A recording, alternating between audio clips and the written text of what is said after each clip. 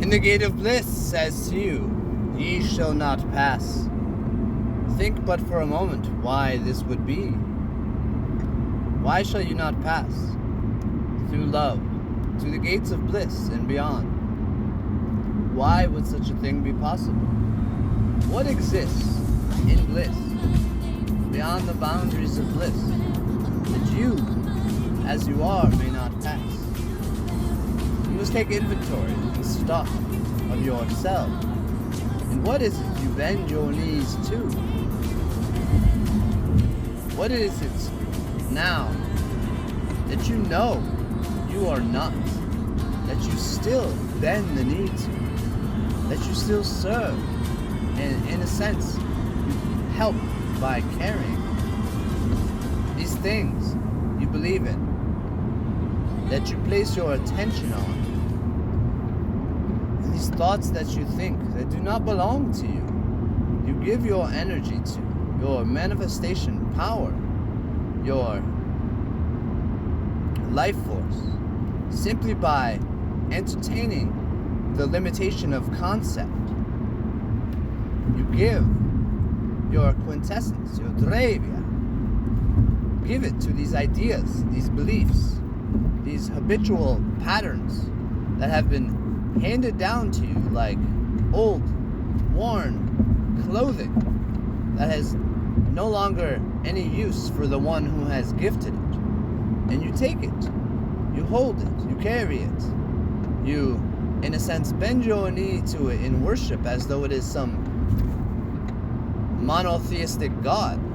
The fear and the anger and the hatred, the discrimination, the judgment, the resentment, the jealousy, all these narcissist qualities that go beyond normal narcissism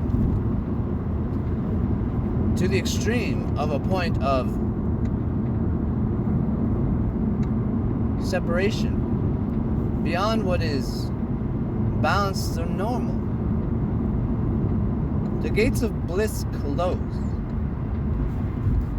not because your heart is not open, and not because you are incapable of love. This is not the issue, friend.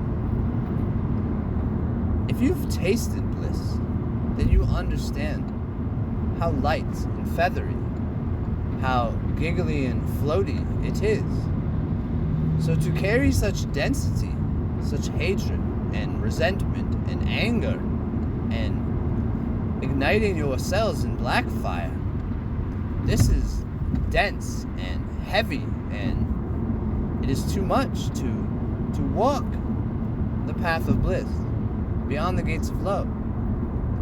It is almost as though if you would travel to another planet and not be used to the gravity, it would be too hard to move.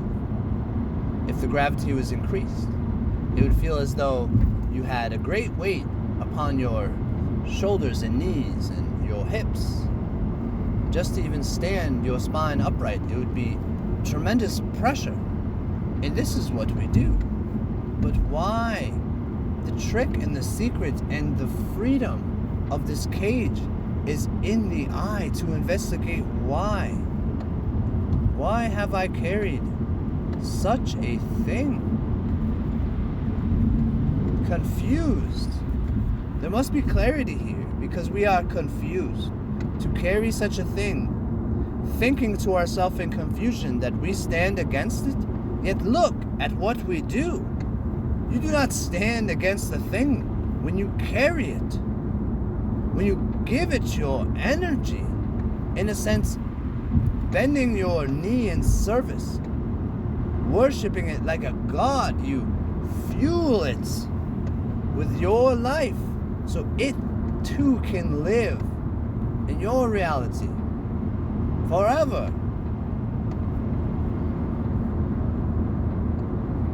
Is this what you choose?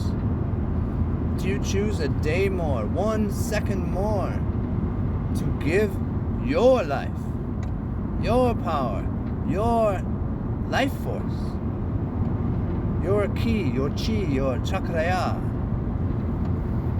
your quintessence, your drevya? You choose even for 1 second more, friend, to give the treasure that you have of your life force,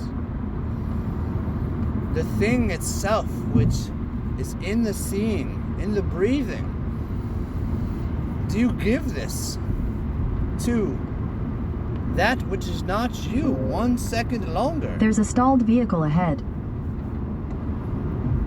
And not acknowledge you are worshiping what you have placed above you as a god.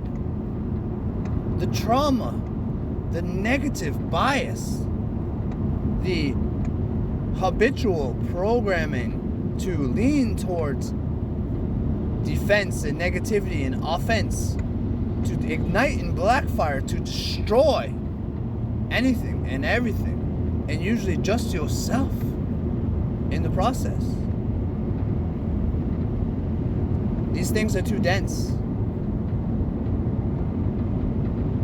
Everyone has aspects of narcissism, but this does not make you a narcissist. Narcissism is a very loose term. It is an essential survival mechanism for the individual perspective.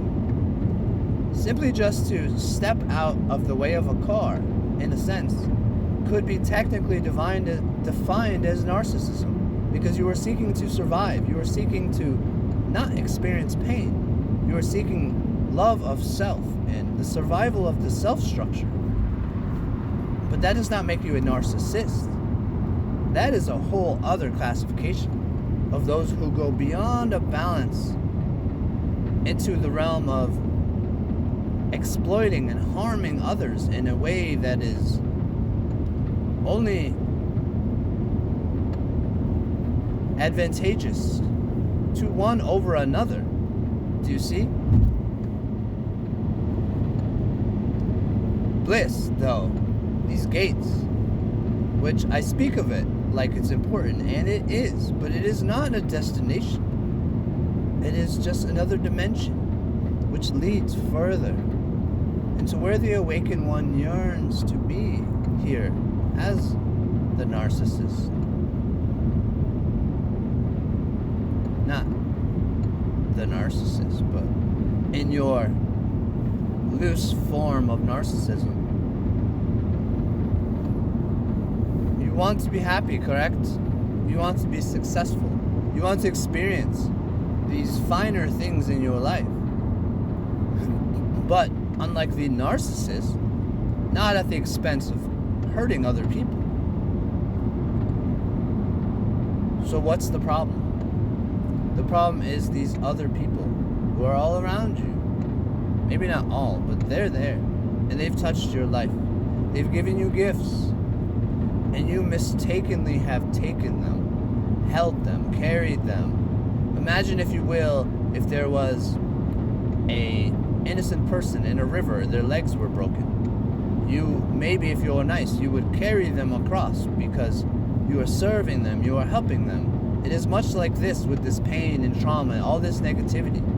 If we are carrying it across our life, we are serving it. Do you see? This is ludicrous and nonsense, and we must stop immediately. For we are not victims in this sense. Yes, the gift was given, but friend, you do not have to accept it. You do not have to keep it a day longer, not even 1 second. Rescind the gift. Put it down, burn it, get rid of it, throw it away. Do not carry it across the river, across your life any longer. The choice is yours. The eye of continence is the eye of the heart beyond the heart. To awaken and see. It is not you that looks, but the looking itself, the seeing itself. It is not the eye of the heart. It is the seeing itself beyond love. Bliss opens for you once you have put down what is heavy, what is not you, and you shall fly. For beyond bliss, beyond that mountaintop and plateau, lies glory, friend, victory, where we all thrive together.